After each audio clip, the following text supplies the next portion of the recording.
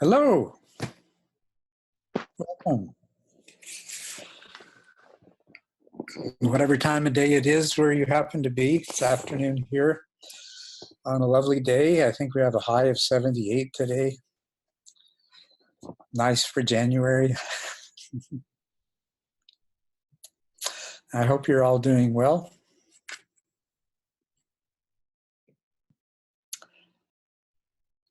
Can everyone hear me okay? Great. All right. All right. Well, I was just looking over these questions, and we have some really interesting questions here. They're not only interesting, they can lead us then to some degree of depth, which I always like to do. But I'm going to try to exercise a little skill in trying. I could easily spend the whole time that we have here on probably the first 2 or 3 questions. I'm going to try not to do that. So, okay. So let me just switch to, let me just find the questions here. Where are they? Here it is. Okay.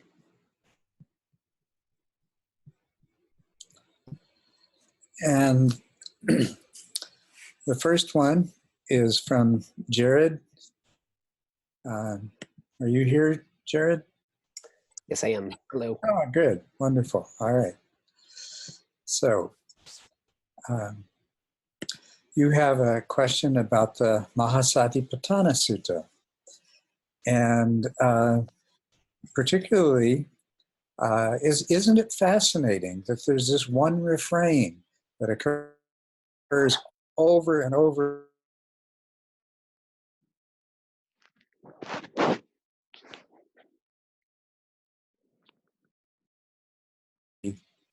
Satipatthana, they tend not to say too much about this. And that's the most curious thing, because when the Buddha repeats something over and over and over again in the same sutta, that's pretty important, right? Okay, I'm glad that you recognize that. This is where, you know, he said his instructions are for each of these meditations is that you see this in yourself, you see it in others, you're mindful of it in yourself, you're mindful of it in others, and you're mindful of it in both yourself and others. And so you asked, could you talk a bit about the distinction and qualities between how you see these ways of investigation and how they work together? Well, let me just begin by saying that it is obvious to me that the intention in this sutta, which the Buddha himself kind of says, you know, this is so powerful that somebody that does this can come enlightened in 7 years or 7 months, or 7 weeks, or 7 days. So it's a powerful thing. And it's the application of mindfulness to the body, to the Vedanas, the feelings of pleasant, unpleasant, and neutral, which leads directly into mindfulness of mental states. Of course, in the sutta, the mental states listed are those that are typical of meditation. But I think it's pretty obvious that the intention is all mental states, including subtle mental states, those that are constantly shifting. Just as the feelings of pleasant, unpleasant, and neutral are. Because mental states and Vedana are closely related. And then, of course, there is the mindfulness of dhammas, of the content of consciousness, of the objects arising in consciousness. In technical Western philosophical language, we would say phenomena. A dhamma is a phenomena. And of course, in the sutta, the phenomena listed are all Dhamma. They're like straight out of treatise on right understanding. But it's all Dhammas that you want to be mindful of. Now, sitting on the cushion is a really good way to refine the mindfulness skills and apply these mindfulness skills to the body and the feelings and mental states and phenomena. But it's not the place to really make deep discoveries about this. So this is a practice that's intended to be done at least as much, if not more so, off the cushion. So basically what the Buddha is saying here is you observe these things in yourself. You observe your body as an aggregate. By the way, you notice there's a bit of a pun in that, seeing the body as, kaya, as kaya. Kaya has two different meanings in Pali that are closely related. One is the body, and one is an aggregate, okay? So it's seeing the body as an aggregate. So you can see your own body as an aggregate. But what happens when you get up off the cushion after doing these practices and you see a person? Do you see them as an aggregate? Well, not right away. That's that you have to do. You have to apply your mindfulness in a different way to see that a person is an aggregate. Now, you can do this. You can do this with all of the practices there, and body feelings, mental states, and dhammas. But one of the things that we know about ourselves is that we can see things in ourselves that we can't so easily see in others. So we could do a meditation on the parts of the body and then get up and see people and talk to people, your friends, fellow meditators, whatever, and you don't see them, you don't see their body as an aggregate, right? On the other hand, you can look at other people and you can see things in them that you don't see in yourself, right? You can see, for example, that the body of another person, as it is manifesting through action and speech, through facial expression, behavior, stance, and everything else, is this very complex structure of many different parts interacting to produce a kind of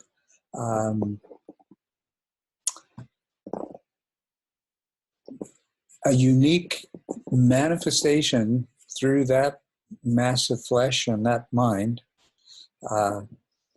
in each moment. So this is the kind of thing that you can see in others that is harder to see in yourself. But you take it to the third place and you say, okay, these things that I've seen in myself, I can see them now in others.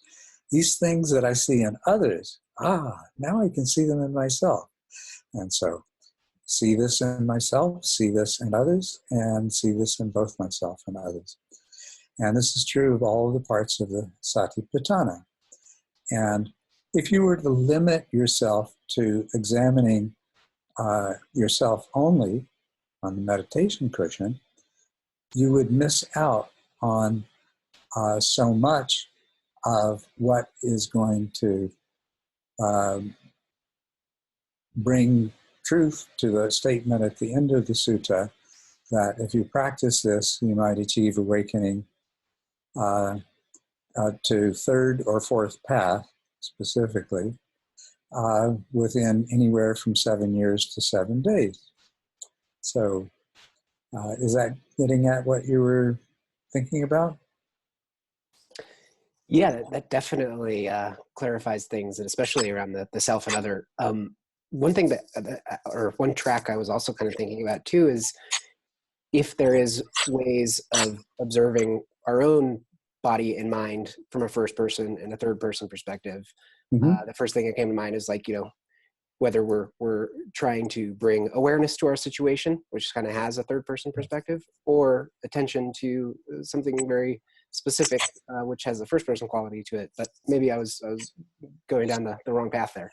No, not at all. If we consider that awareness is mindfulness and attention is a particular faculty that trained attention and trained mindfulness work together in such a way that attention investigates what mindfulness finds significant, then this is exactly what's happening. And yes, you're absolutely right. Awareness or mindfulness is it's objective. It's not, and attention by contrast is much more subjective and self-centered. So when we bring mindfulness to the investigation of ourselves and use attention to further that investigation at a more detailed level, then in that sense we are looking at ourselves from both the third and the first person perspective. Doing that with someone else makes it easier to do that with ourselves, and vice versa. And that's the wonderful thing about it. Great, thank you. That's very very helpful. Okay, I'm glad. Yes. So let's see what's next here.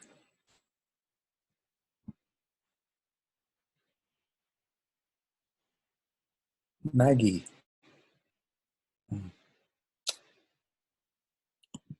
Is Maggie here? Culadasa, I just wanted to mention a couple things. One, it looks like the Patreon is actually not showing all of the questions that were asked. Oh, really? Yeah, I Because, thought there was one from William Wallen that was first. well, that's no. The one from William is very recent. That's okay. But there's one from Boris that I don't know if Boris is here, but there was one posted from Boris on the 9th, and that's not visible. Oh no, actually, sorry, that's okay. That was a comment. Yeah. So is the next one that you see the one from Margaret? Yes. Okay. That's the next one I see. Yeah. Okay. Sorry, I was a little confused because I couldn't find some of the posts that you were responding to. Oh, you didn't find the one from Jared that I No, was... the one from Jared isn't showing up for me. Anyway, sorry to interrupt. Don't let me... No, that's fine. We want to make sure that we do this right. Yeah. Okay. So I don't know that Maggie or Margaret is present here. I don't see, but yeah, go ahead. A lot of times people can't make it to the actual call, but... Yeah. Okay. But yeah, I don't see her here either. You just let a note that somebody else says Paul Feasey shows as first. That's strange. That's never happened before, has it? Yeah, it looks like they've improved the software. Okay, yeah. Okay, so what is the purpose of life? I've heard you say it's to have fun. I suspect you were serious, were you? Yep, I sure was.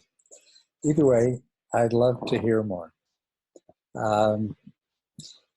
Sure, this is one of these things that we could approach from a lot of different directions, but what is the meaning and purpose of life? I know you've all ask yourself that question. And you know how many different convoluted rabbit holes it can take you down, right? But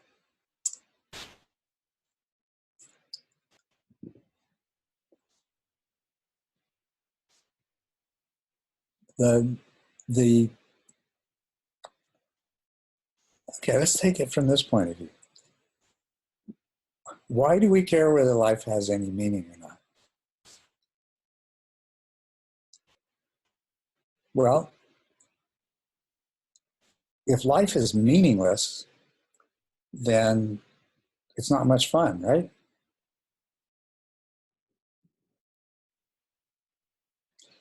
If life is meaningless, then it's very easily to get into some sort of, very negative, nihilistic kind of, nothing matters or anything else like that. If life has meaning, it becomes much more interesting. Now, how do we go about finding meaning in life? Is it something that's intrinsically there? A lot of mythology is about the hero's journey. The hero was born predestined to make the hero's journey, right? And still to this day, we love that idea. Joseph Campbell really expressed it very well. The hero's journey. And yes, it's full of struggle and pain, but there's also triumph, and it's an adventure, and adventures are fun. So we create meaning in our lives, and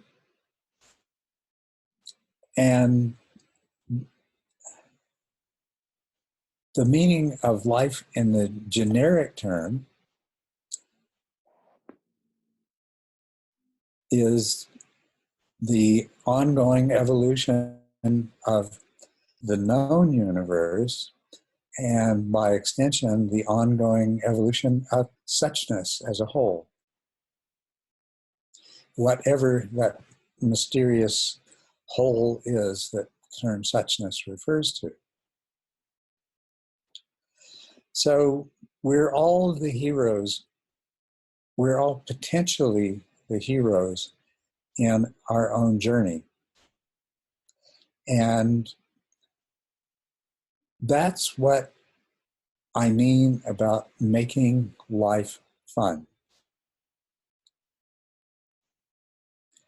So we're here to have fun.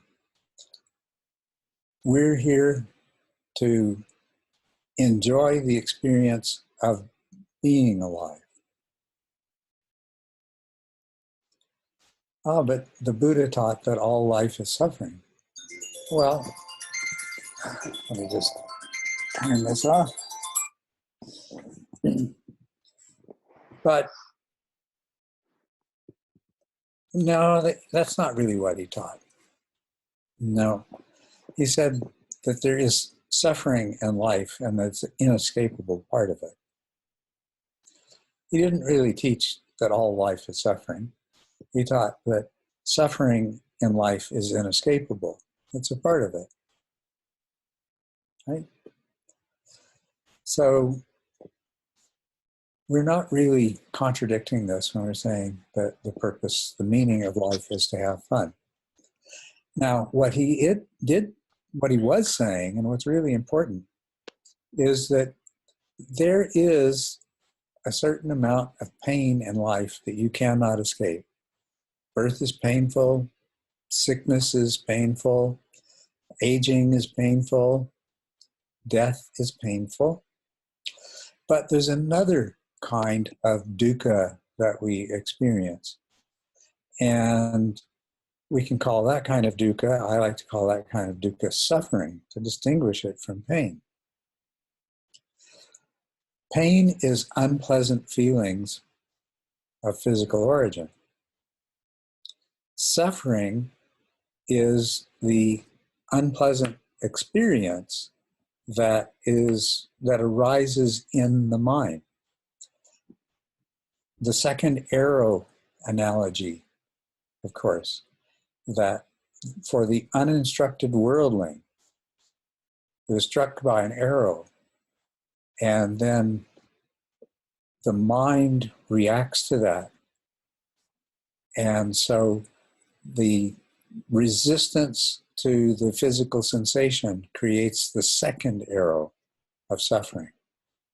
So pain or physical discomfort is the first arrow, and the second arrow is pain of mental origin. But life isn't just painful, as in birth, sickness, physical injury, aging, and death.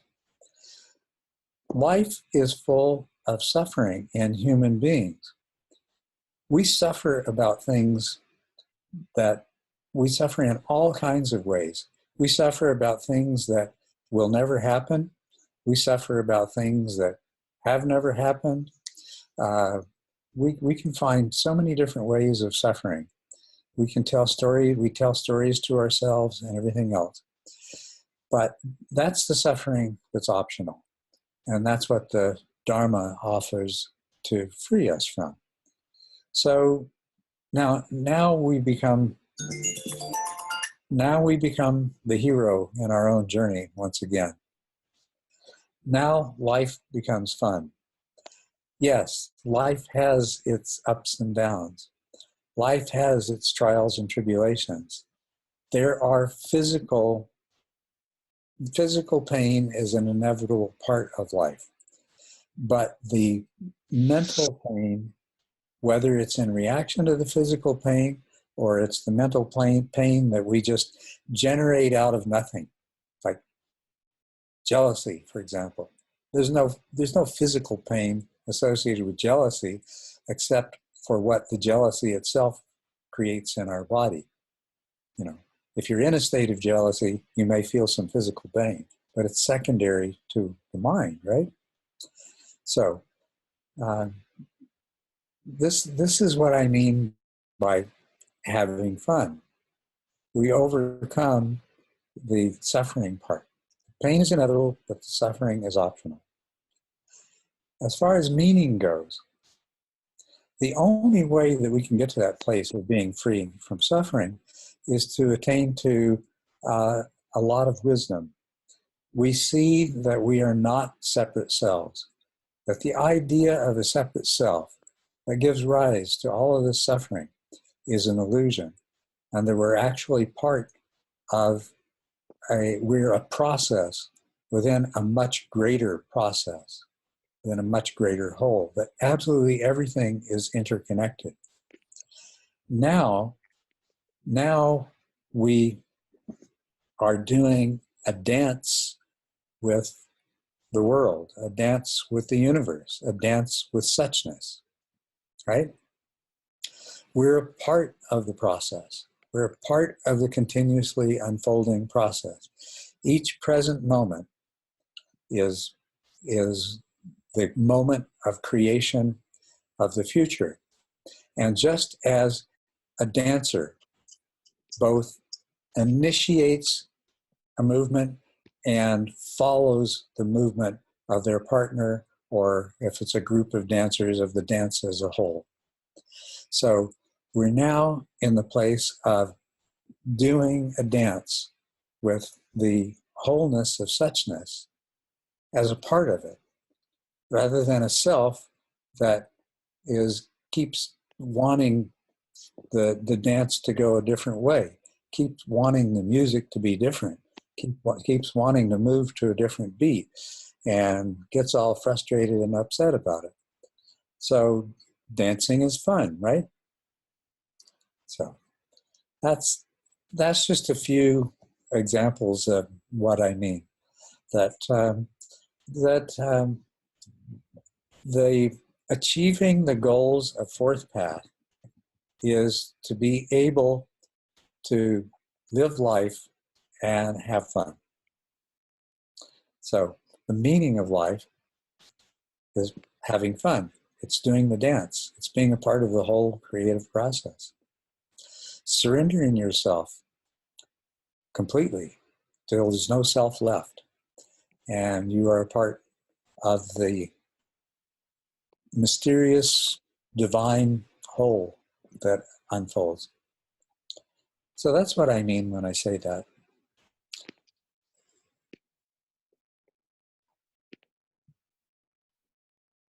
So there's some things popping up here in the chat.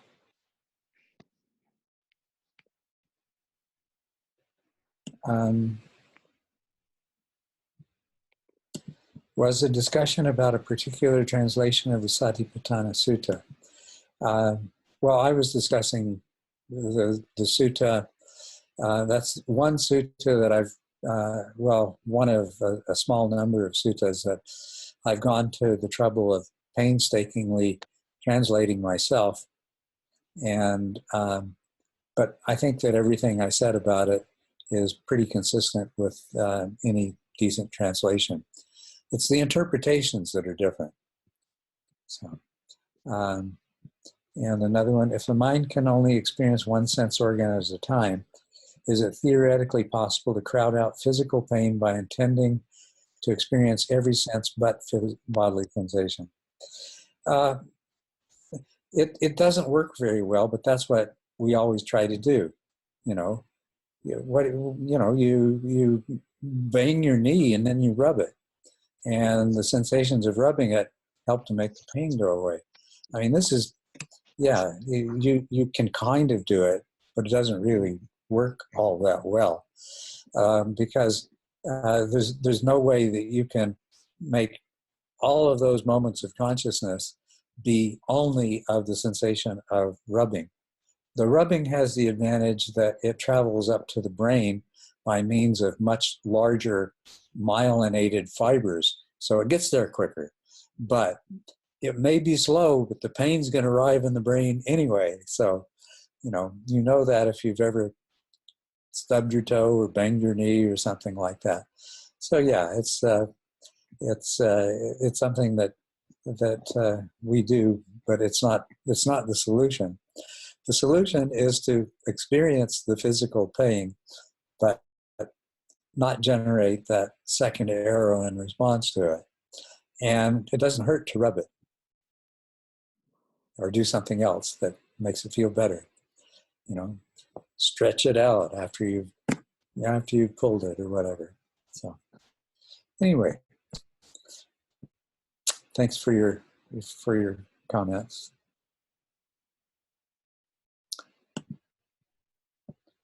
Now, don't know about the rest of you, but in my Patreon screen, a question from Fyodor, I hope I pronounced your name correctly, is next. Not here. He's here. Oh, is he here? Oh, wonderful. Yeah, okay. Yeah, I think maybe his microphone isn't working, but he's in my screen, he's right above you. Oh, is he? Oh, yeah. Wonderful. Okay. Yeah, there's nothing above me on my screen. It's just blackness. But yeah, I don't know. Maybe there you go. Speaking. That's there. That's good. Okay, great. Just a long question here. I've read the TMI and listened to some talks on SoundCloud where you talk about the true nature of reality. I agree on everything you say, but there is one contradiction that is still not clear. You have said that everything is interconnected, and the nature of reality is that it is a process, and it is whole and all-consuming. I'd probably use all-inclusive, but yeah. People, aliens, basically everything, yeah. But you also said about the end of suffering, and that one can choose not to suffer. Yes, right. What I cannot grasp is how suffering can be brought to an end if it is the same part of the interconnected whole as all other things.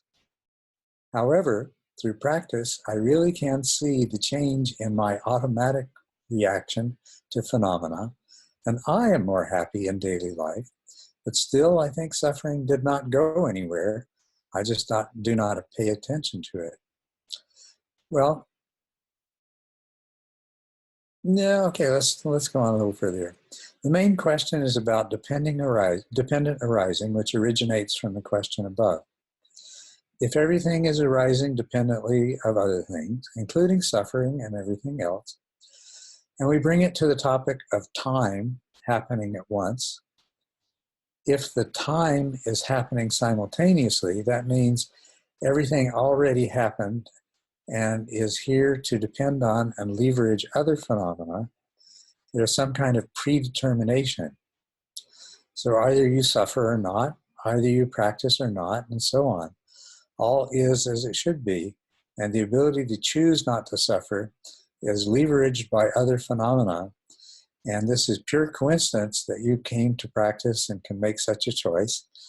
And the fact that you are doing it will leverage something else, and ignorance can arise from that choice, especially when someone interprets your words incorrectly or you cling on your enlightened view concept. So if I do not separate anything from the whole, suffering takes place in a row with everything else. Does this sound more or less correct to you and comply to the teachings? Sorry for a lot of text here. Okay, now, first of all, we talk about the end of suffering for an individual person, okay? And a person is, well, we'll just use the classic definition. A person consists of the 5 aggregates, and there is no self in the 5 aggregates. But the 5 aggregates of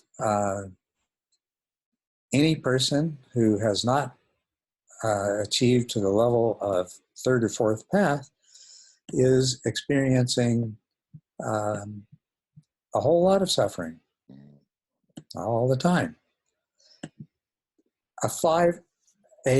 An individual, a person who has achieved to 3rd path is experiencing a subtle kind of suffering, but most of the suffering that ordinary people are subject to is gone. Somebody who has reached 4th path, there is no more personal suffering. Now, there's still, the I was an illusion all along, but there's still a mind, and there's still a body, and there's still pain. But the mind is no longer creating suffering for itself. So there is an end to suffering for a particular 5 aggregates with some kind of boundary. But that's an illusion. And now this is what creates the subtle suffering in 3rd path, is that you haven't yet lost that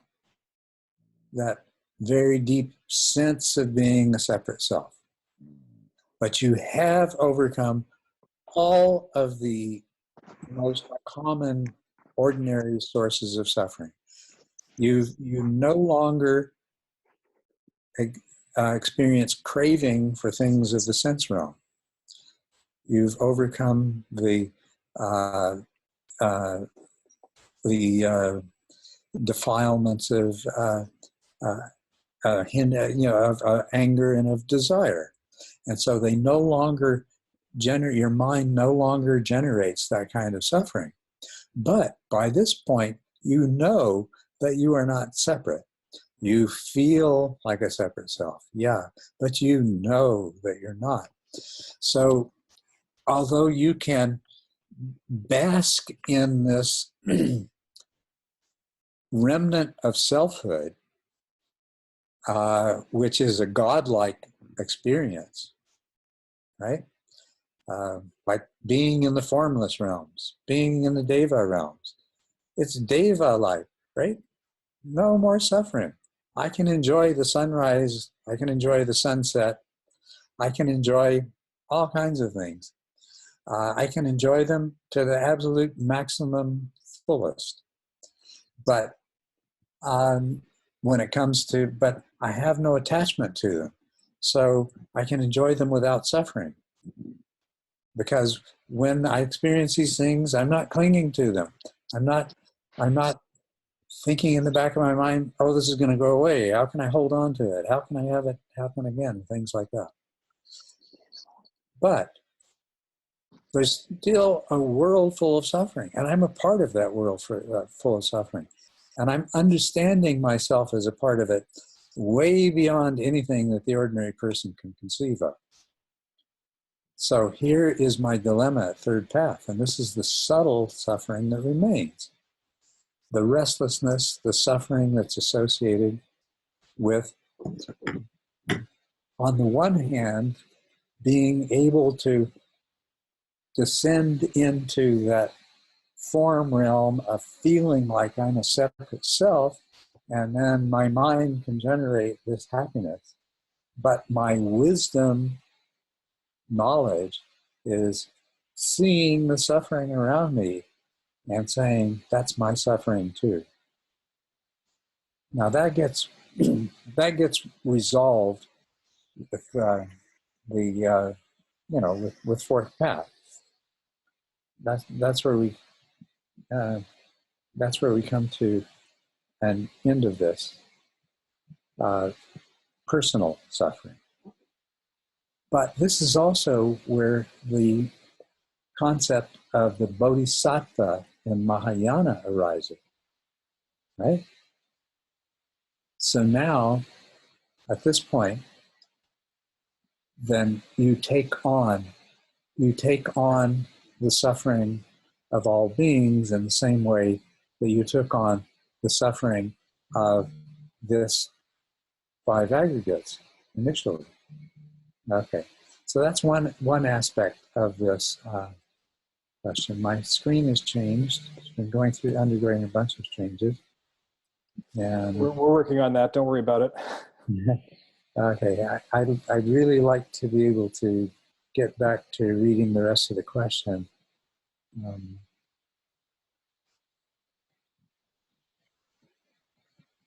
At the moment, I don't have access to the question. You might be in full screen mode. If you look on the upper right and click exit full screen. Ah, that's where it is. That's what happened. Yeah. Good. It doesn't want to exit. Come on, do it. Okay, good. Now I can go back to the question. Okay. So I think this is part of what your question was getting at, Theodore. How suffering can be brought to an end if it is the same part of interconnected whole as all of the other things.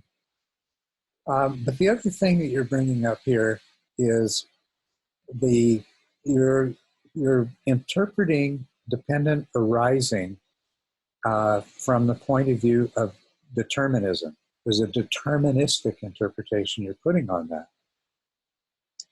Now, absolutely everything is due to causes and conditions. So that's the first basic, most trivial level of understanding of dependent arising, of paticca samuppada. The deeper level of understanding is that everything is causally interconnected. And that the law of causality is all pervasive. Now, where the problem comes is if we think of causality in Newtonian terms. See, Newton postulated that if we could just know the position and velocity of every particle in the universe right now, which was the first fallacy, we could predict everything that would happen from now till the end of time and that we could work backwards and see exactly how we got to here. So of the latter 2 points, on the first one he was wrong, on the second one he's right. We can work backwards following the laws of causality, and we are doing that. Scientists are doing that. Paleontologists are doing that. Astronomers are doing that. Geologists are doing that. CSI detectives are doing that, right?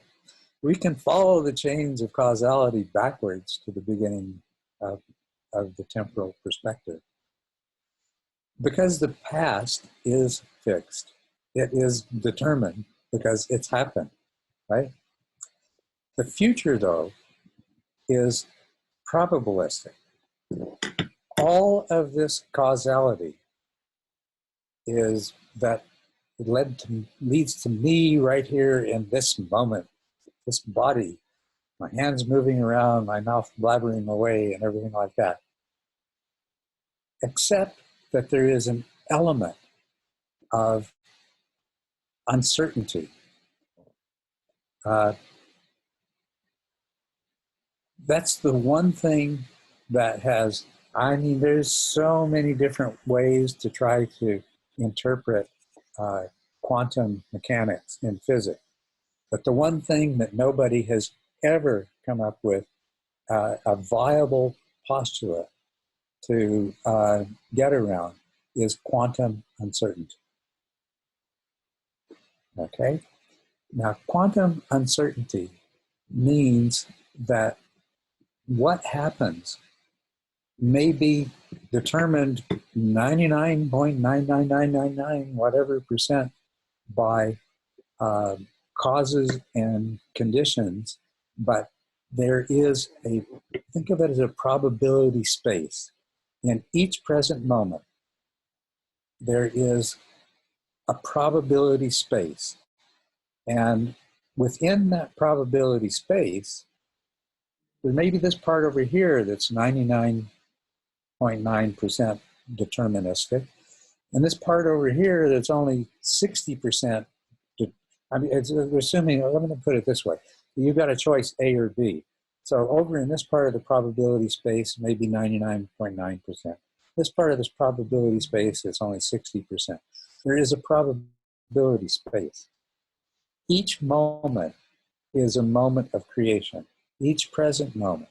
The next moment, after we have arrived in the next moment, then that moment has been determined.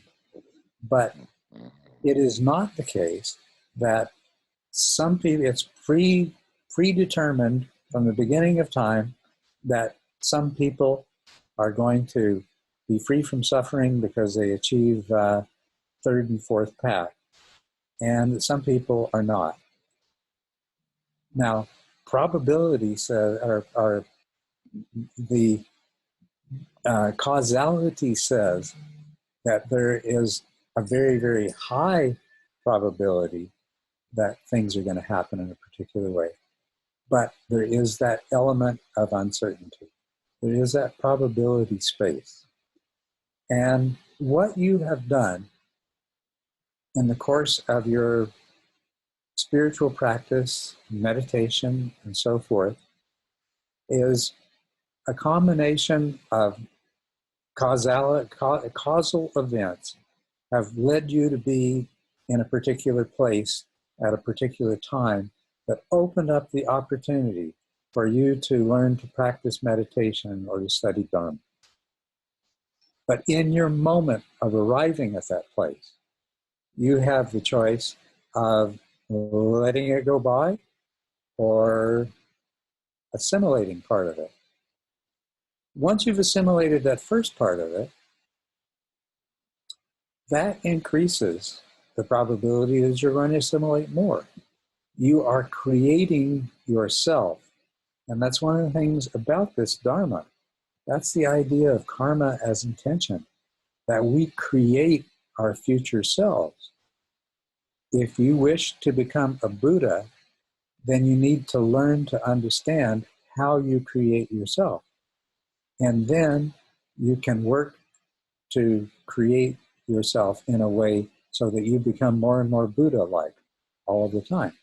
Or you can just let the whole thing happen by accident, in which case you'll end up wherever you end up. You may have some degree of wisdom or none at all. You may waste your life, or you may do something profoundly wonderful. You may live to be a ripe old age, or you may die before you even get started. You can just let things happen at random, but if you're lucky enough to have causal factors bring you in contact with Dharma and meditation, and that possibility exists for everyone all of the time, that then it's not predetermined whether you're going to reach an end of suffering or not. And that's the most important thing about this Dharma, is that it's telling you what to do to change who and what you are in the future. You can move yourself closer to nirvana, closer to wisdom, closer to full awakening. Or you can move yourself in the opposite direction. You can enslave yourself further to desire and aversion. You can make yourself more and more attached to the illusion of this separate I. You can go either direction. But once you touch into the Dharma, or once you've touched into meditation, then there is an increasing probability that you're going to discover and understand this more fully, and that you're eventually going to reach that place of this personal, individual process that my mind thinks of as the five aggregates, right, as a person, but in which there is no self, that is really a product of all of everything that's ever happened since the beginning of time. But amongst those everythings that have ever happened since the beginning of the time are the things that arise out of intention that are leading you into a direction of awakening and your own freedom from suffering. And then once you realize that individual freedom from suffering, and have at the same time realized that the only way that you can truly be free from suffering is to totally give up the idea of separateness, well, then you have the situation that's paradoxical for third path. How can I be free from suffering if I'm not separate from the world and the world is still full of suffering? You can come to that place of fourth path, which is a little bit more difficult to explain, but it actually is explainable, or describable, I should say. We can draw upon experiences that we've all had in order to get some kind of inkling of what that's like. But you can come. So I hope I've answered both parts of your question, Theodora. I hope that I've understood correctly both parts of what you were asking. That one has to do with how can there be an end of suffering for Theodore when Theodore is part of everything, and that everything is still full of suffering. And the second part, as I understood it, had to do with the interpreting Paticca Samuppada as being deterministic.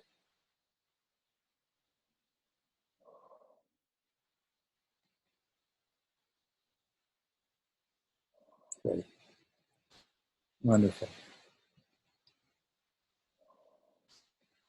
All right.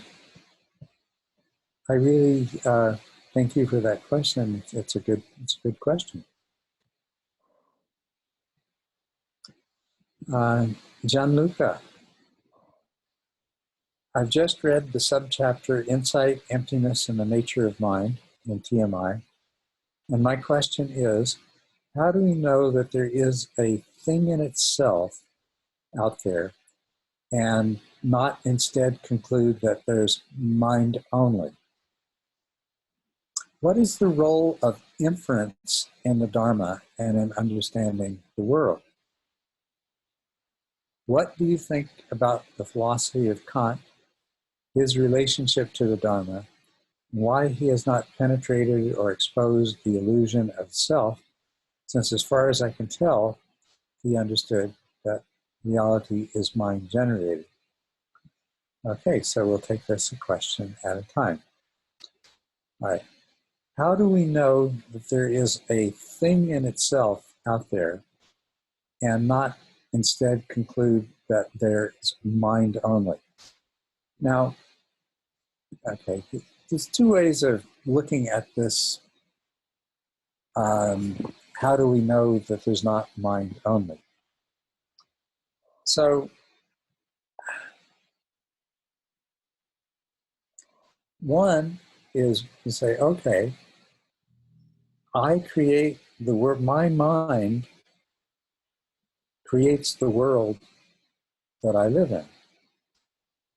And therefore move into a sort of solipsistic kind of thing.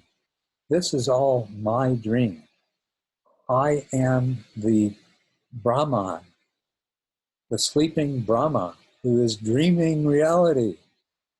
And it's all just a dream. And therefore, what the hell, nothing matters. If I want to be a millionaire, well, you know, I just dream myself into being a millionaire. If I want to jump out of a top window of a 10-story building and flap my arms and fly, I just jump out and fly. And I don't have to worry about falling on the ground, getting killed or broken to pieces. We can do that in dreams, right? I bet you've all done that in dreams. You've done things in dreams that in the waking world that you can't.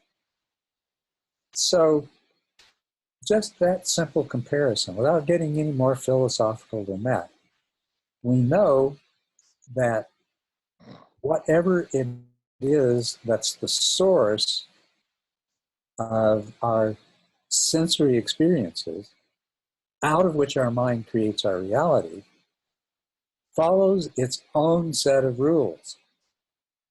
It doesn't do what our mind wants it to do. So we can just drop the solipsistic idea of my mind is all there is. Now, so then that brings us to the other way of looking at mind only, which is to say, that's idealism. To say that the idea that there is mind and that there is matter is a mistake. Because idealism says, well, matter is just a story that the mind makes up. Right? Just like materialism says, mind is just something that matter does when it's complicated enough. You know, arranged in the right way and complicated enough, like in the human brain or something. But idealism takes the opposite approach and says there's no evidence that matter exists anywhere except in our mind. And emptiness confirms that. But our experience denies the fact that our personal mind is the only thing there is. So now we get into mind only in the version of there's the small m mind that I consider to be my mind, and then there is this capital M mind that is out there that is following its own rules, and my lowercase m mind, no matter how much it wants to, can't violate the rules of the uppercase M mind that's out there. Well, what's the difference between that and you know, mind-matter dualism. It's big mind, little mind dualism, right? Okay. Well, there's actually a third approach, which is to say that there is neither matter nor mind exist, but rather there is something which from the outside looks and behaves like matter, and we can describe the laws of it and study it.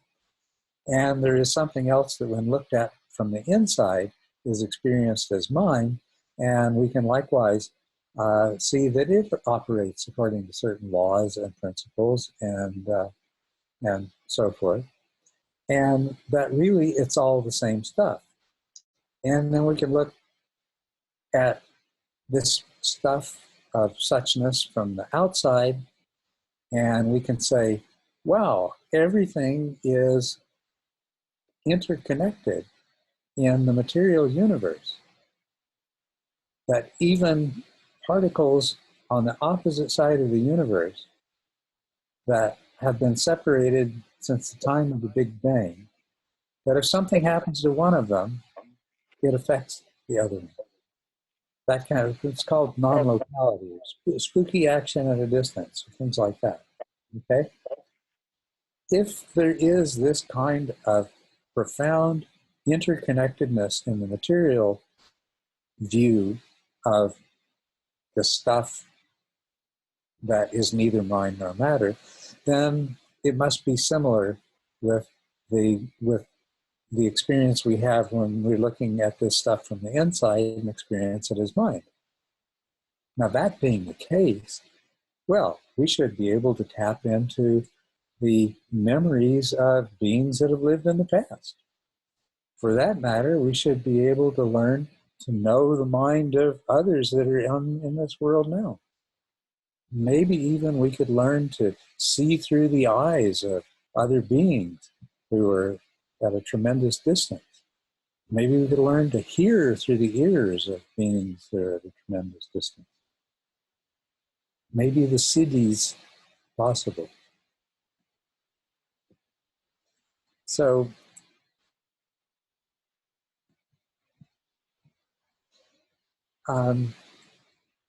how do we know there is a thing in itself? Well, what we know as Buddhists, and what we know as phenomena, as philosophical phenomenologists, is that our mind is creating a world out of sensory input, and that we run into a wall at what are called qualia. That's the simplest form that sensory input can take. Blue and red are qualia. Salty and sweet are qualia. Pleasure and pain are qualia. We can't, and these qualia are created by our mind. Blue does not exist outside of our mind, but something exists outside of our mind that causes our mind to create the experience of blueness, or the experience of saltiness, or the experience of pleasure. Okay? So we know that what we experience, the dhammas, the phenomena that arise in our consciousness, are empty of being what they appear to be. That actually the appearance that arises has more to do with the inherent nature of a human brain, the specific nature of our human brain, and the cumulative effects of every single experience, no matter how minute, of our entire lifetime. That has much, much more to do with the reality that our mind generates and we become conscious of than whatever the thing in itself is out there that causes the qualia of blue or salty or sweet to arise. So yes, there is a thing in itself.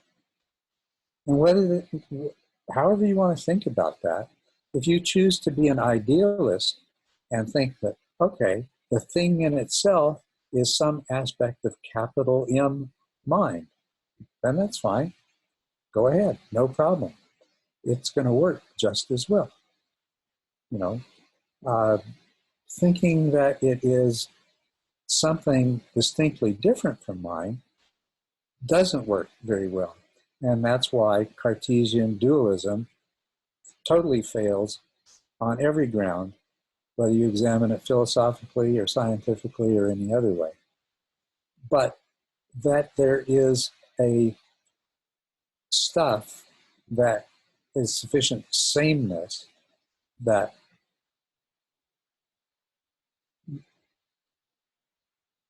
manifests both as the impossible to ever know thing in itself and the mind-generated reality that corresponds to that. And of course, what we're trying to do in the Dharma is we have a tendency, which is strongly reinforced from the time we're born and the first time we begin to have contact with other human beings, to adapt a consensual reality. So we're going to interpret all of our incoming sensory data, literally billions of bits per second, and we're going to reduce them down to less than 100 bits per second of conscious information, and that's the world that we're going to live in. So yeah, that's the reality of it. And what we do in the Dharma is that we learn that a really big part of our world, of course, is who and what we think we are. And if we think we're an individual, separate self, and that we live in a world of separate entities, and that it's our interactions with those separate entities that determine whether we're happy or suffer. And if we believe that we can figure out enough about the thing in itself, if we can fool ourselves into thinking that, well, maybe the phenomena that arise in my mind are empty, but they're close enough to what's out there that I can manipulate it successfully. Well, that's the casino thinking there. Because the fact, like I said, the factors that determine the world that you create in your mind are mostly to do with the mind in itself. And so through the Dharma, what we can do is we can alter that perception that our mind creates. And here's where the inference comes in. As I started out saying, you can't jump out of a 10-story window and flap your arms and fly, except in dreams. Okay? So this is the beginning of inference. We don't necessarily remain totally ignorant of ultimate truth, ultimate reality. We can learn a whole lot of things about ultimate truth and ultimate reality. And by this, I'm not implying, and the Buddha wasn't implying, is that this human mind is somehow going to grasp the totality of ultimate reality, because it just ain't going to happen. Or that this mind is going to know the paramount ultimate truth, because that's not going to happen either. But by inference, we can move much, much closer to understanding the way things really are. Paticca Samuppada. Everything is interconnected. Anatta. There is no separate self. It's just a confabulation of the mind that it causes us to suffer. Everything is process. Everything is change. And emptiness itself. The fact that the thing in itself is unknowable and is not the same as what the mind generates in consciousness, that is knowledge by inference about the way things really are. When you know that at a deep down gut level, then you know you're seeing things as they really are. You know an ultimate truth. the highest wisdom is knowing that you can't know. And that's another way of looking at emptiness. Yeah.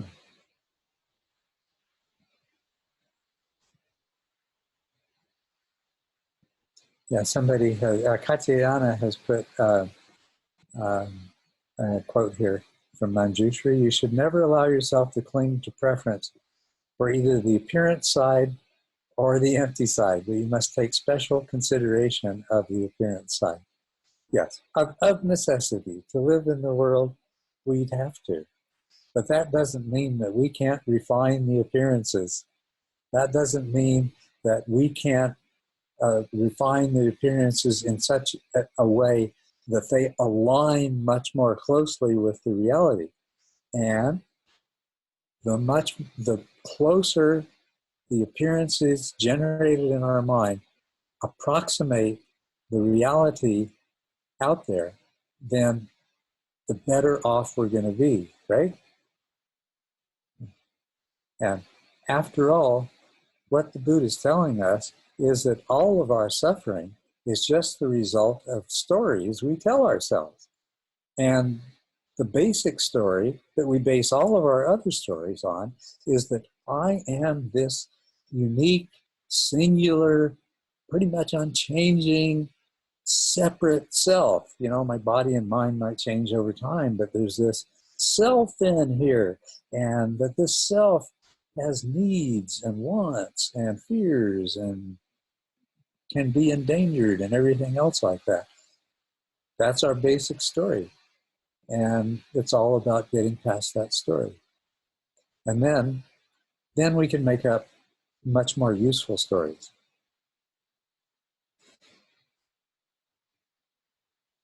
And we still live by our stories.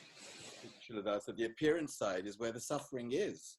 That's where the suffering is. So it's really the most beautiful piece of wisdom, because it's not just about five aggregates, it's actually addressing the very fact that in samsaric existence, which is dependently originated existence, that's right, where the suffering is. And so in a sense, that's the whole coming back to the bodhisattva path that you were talking about. Yes, yes. Once we can understand these things by inference, then we can have a wonderful time. We can have a lot of fun being a part of the evolution of suchness to the point where there is no more suffering for sentient beings anywhere. Wow, what a game to play. Let's have some fun. Let's all become bodhisattvas. All we have to do is discard some of our destructive and unwholesome stories and replace them with more constructive and wholesome stories. And then the fun begins.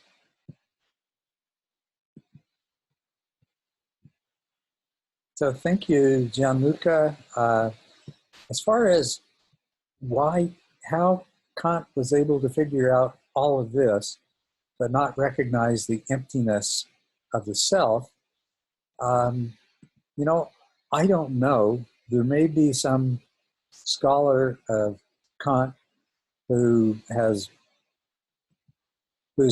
penetrated this to the depth that he could postulate how this got missed. But I'll tell you, he's not the only one.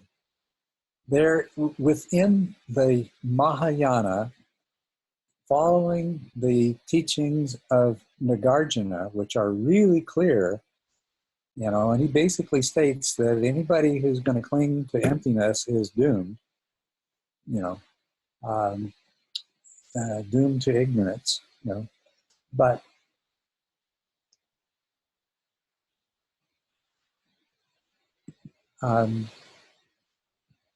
there are people who keep making the mistake of seeing everything else as empty, but me as real.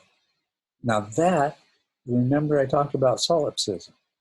That leads you directly into solipsism.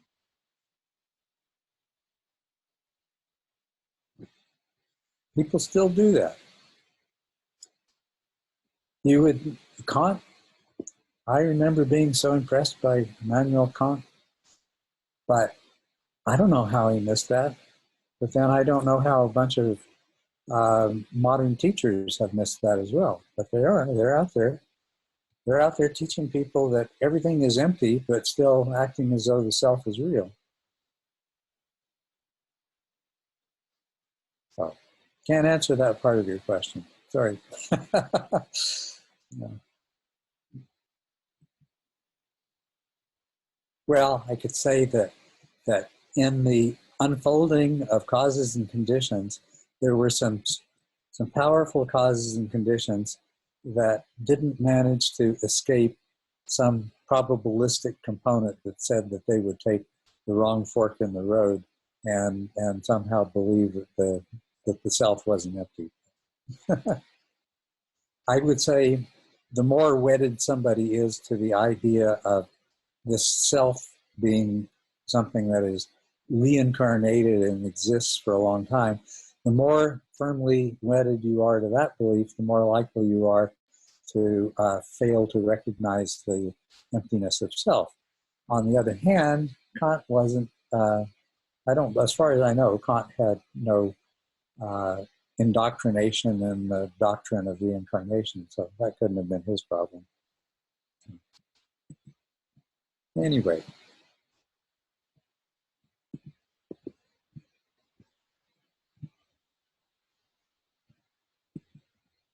Let me just check, see if there are any other interesting comments that came up from that.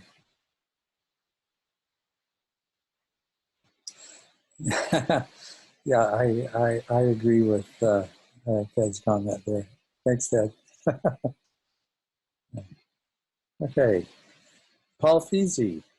Hi, Paul. You there? There Yeah, you I'm here. go. Yeah, it's good to see you. Good to see you. You too. I was just reading your application for the teacher training course this afternoon. Oh, that must be fun. It is fun, but it's daunting. The number of applications we have. I bet. Okay, let's look at your question here. I had what I think was a third significant cessation path type event after two paths previously, a couple of months ago, after which things have changed quite a bit.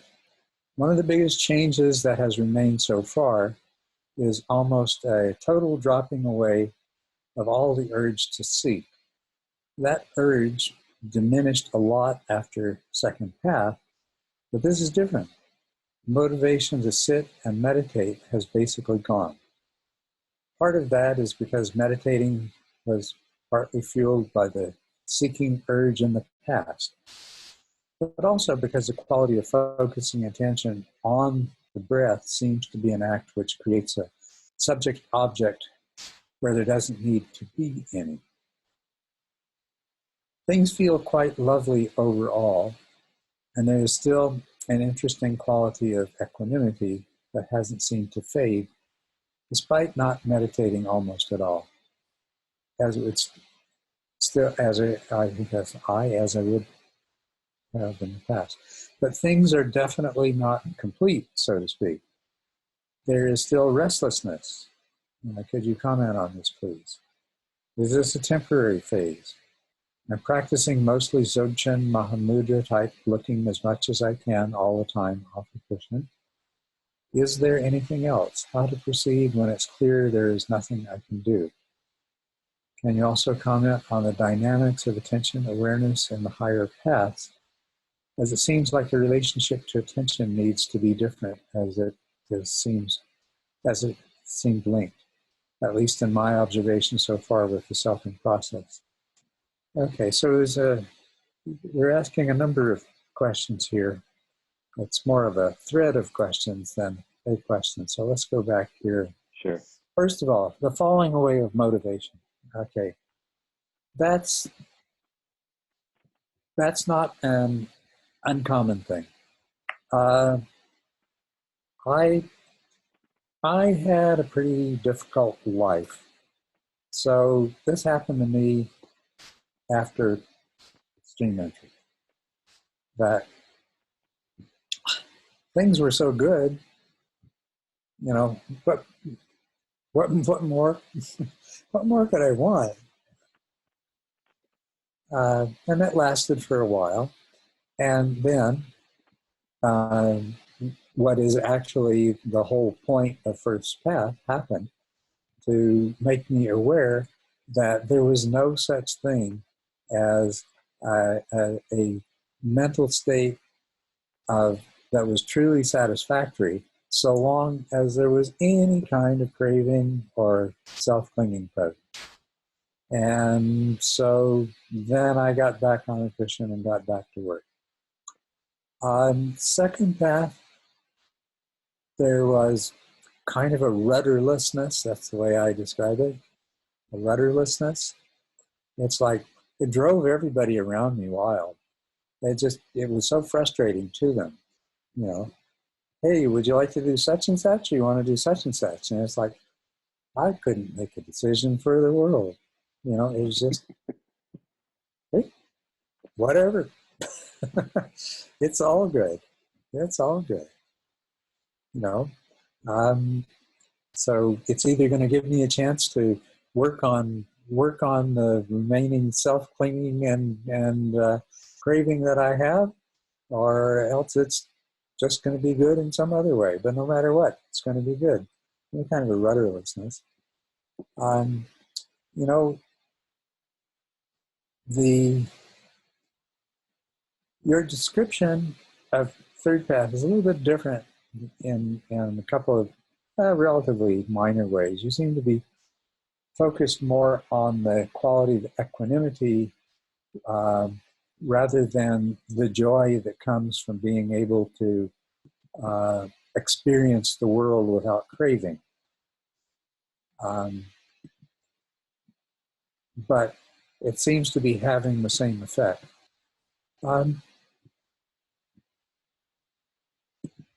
This phenomenon that we're talking about, this is a temporary thing. It's going to go away. Yeah, you don't need to worry. If you haven't actually made that transition to the Third Path, then, you know, it's going to become clear, and you're going to do the last bit of work you need to do on Second Path, and you'll fully enter into Third Path. And yeah, there might be this feeling of nothing left to do associated with it. And if you're there already, then what's going to happen is that there will be a continued ripening until you,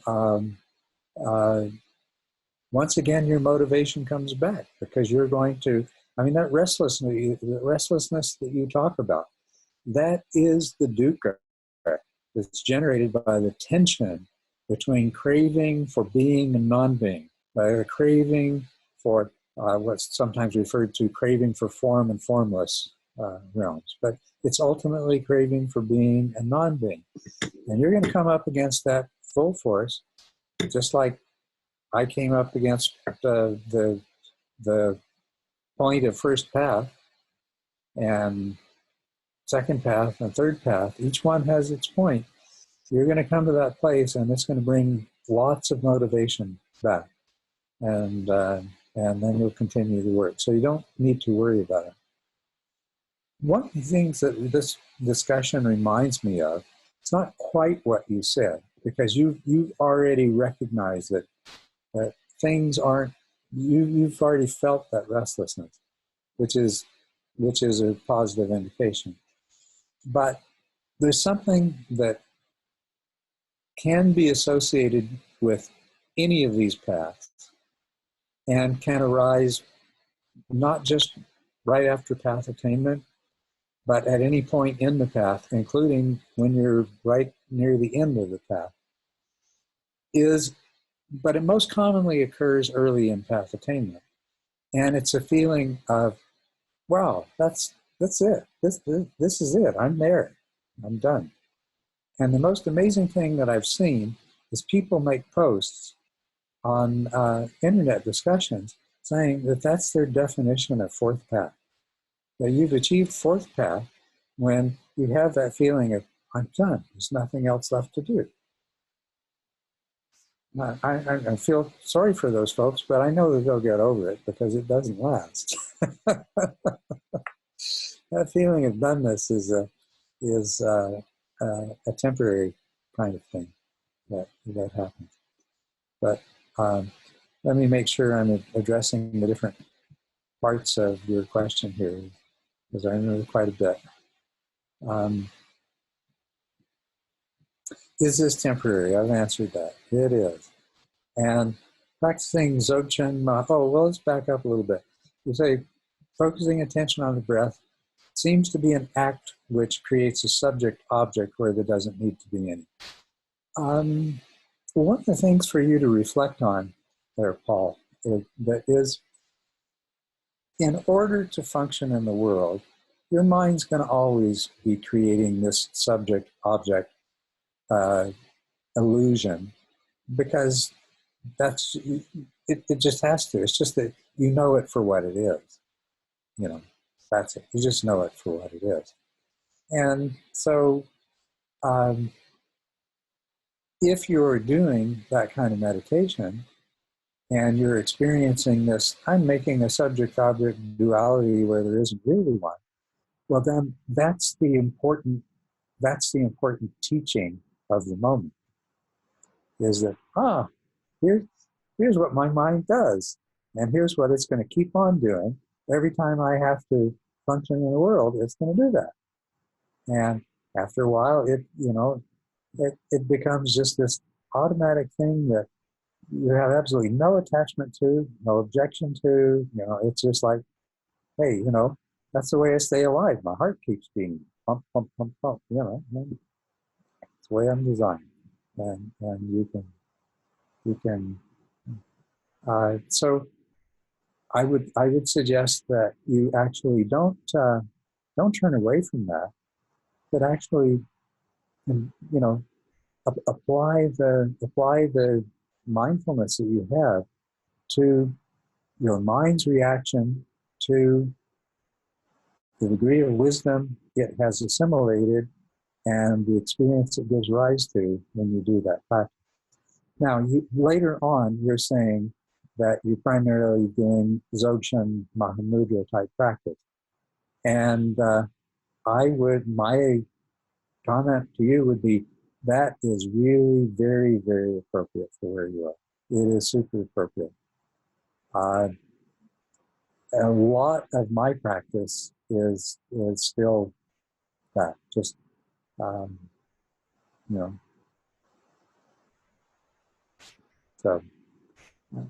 so that you're on a good track there. But don't lose the opportunity that this other experience is offering to you.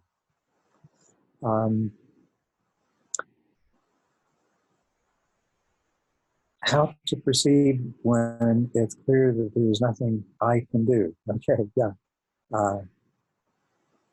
And this is related to, can you also comment on the dynamics of attention, awareness, and the higher paths, as it seems like the relationship to attention needs to be different, as it seems linked, at least in my observation so far, with the selfing process. Okay, so that's what we're going to deal with here. How to proceed when there's nothing that I can do. Okay, what you're doing now is what doesn't pass away. One of the fetters, the principal fetter that falls away with fourth path is the conceit I am. Okay, what it is that semi-emotional feeling, that very primitive sense that I am a separate self. And that's what you're undoing, okay? Now, one of the ways of deconstructing that is there's the agency part, and then there's the observer part, okay? And what happens is that there is the falling away of the illusion of an agent. Now, agency continues, but there is no agent. Okay?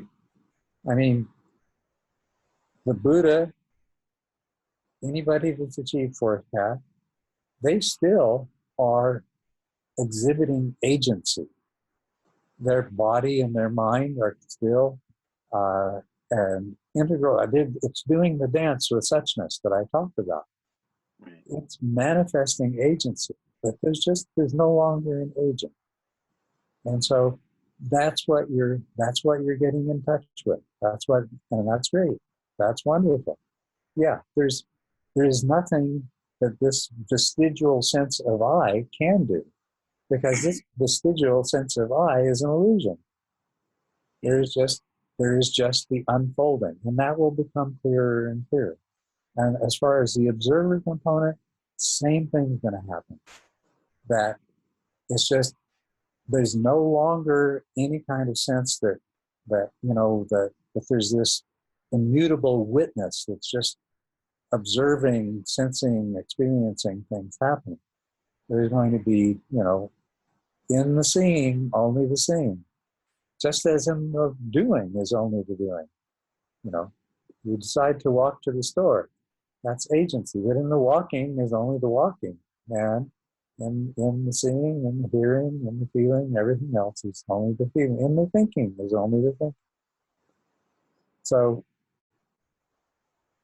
in a lot of ways, nothing really has changed except the illusion falls away. But at the same time, there is a huge change because that illusion falls away. Right? Yeah.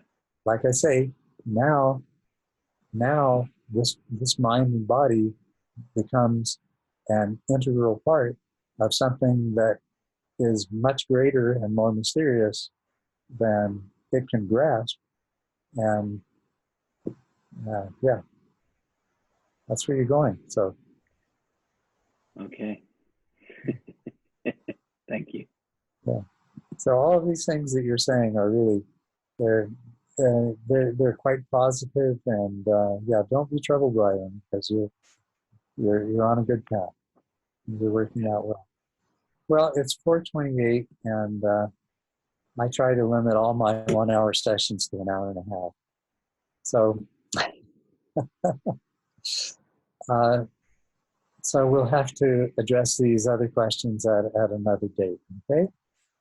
But I've very sincerely enjoyed my time with you, and I hope that I've been able to share some things that you will find of use.